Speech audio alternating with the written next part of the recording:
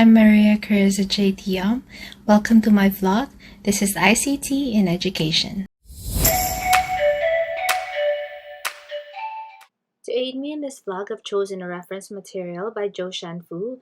It's entitled ICT in Education, a Critical Literature Review and Its Implications. Since the beginning of the pandemic, we've had to come up with a learning continuity plan to deliver the most essential learning competencies through distance education. This meant that we had to explore alternative ways, innovative ways to carry out remote teaching and learning through ICT. ICT has the ability to foster a learner-centered environment instead of a purely teacher-centered practice.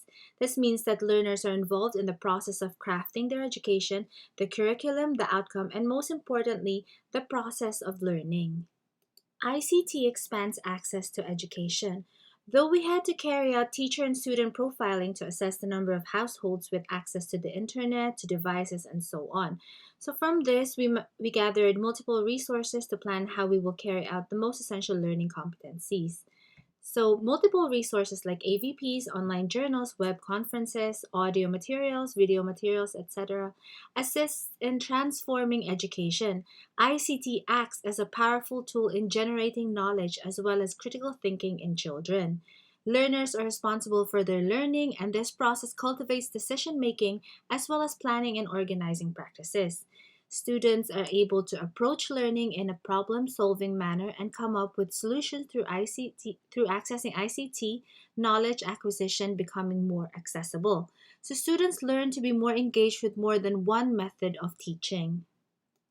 The reference material highlights the following. The approach of ICT in basic education, for example, has fostered interpretation of data and information. It is no longer just feeding information and memorizing facts as you would in face-to-face, but understanding, applying, and creating, as emphasized that learning must reach the highest tier in Bloom's taxonomy. Such students learn how to discern and assess the quality of information online and what they gather. Teachers learn to be more creative with their teaching and instruction. Students have the access to be more creative in their learning processes through purpose-designed softwares or applications as a form of innovation in meeting their learning needs and styles. Collaborative learning in a distance learning setting, which provides a diversity of experiences and tacit knowledge as well through collaboration. According to Lother et al. 2008, there are 3 characteristics needed to develop good quality teaching and learning with ICT.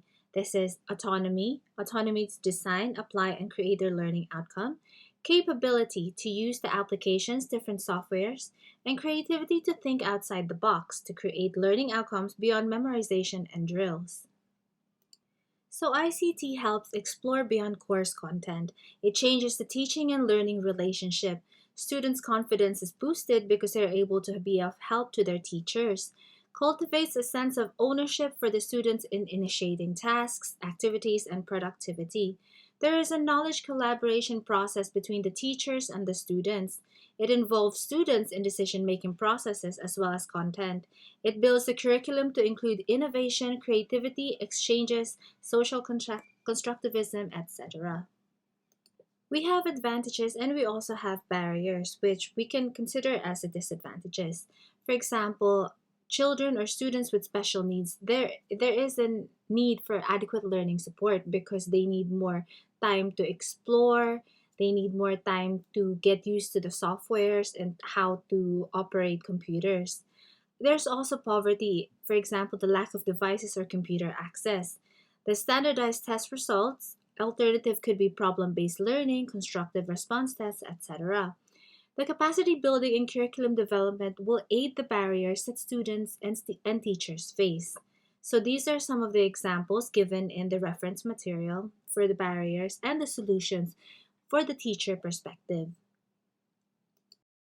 Teachers should adopt a learner-centered approach to increase student engagement and let students take charge of their learning. Yildirim 2007 found that teachers mostly utilize ICT to support their current teaching method.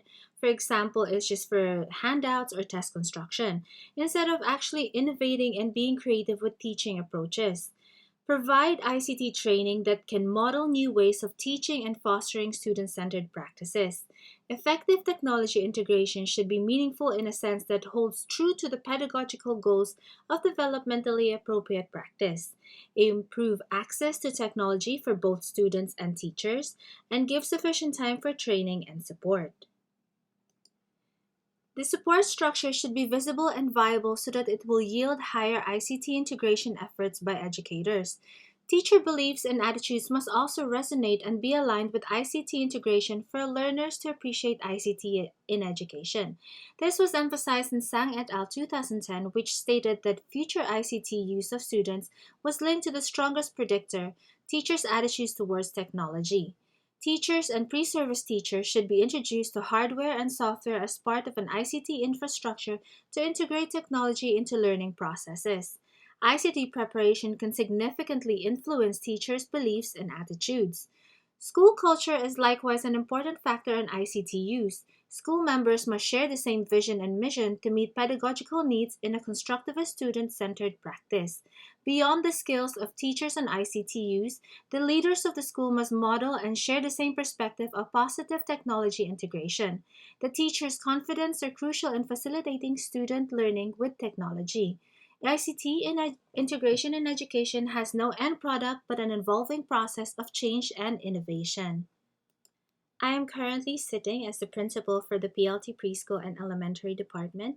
So, this is an example of what we do and how we integrated technology into the classroom, into our virtual classroom because of the pandemic.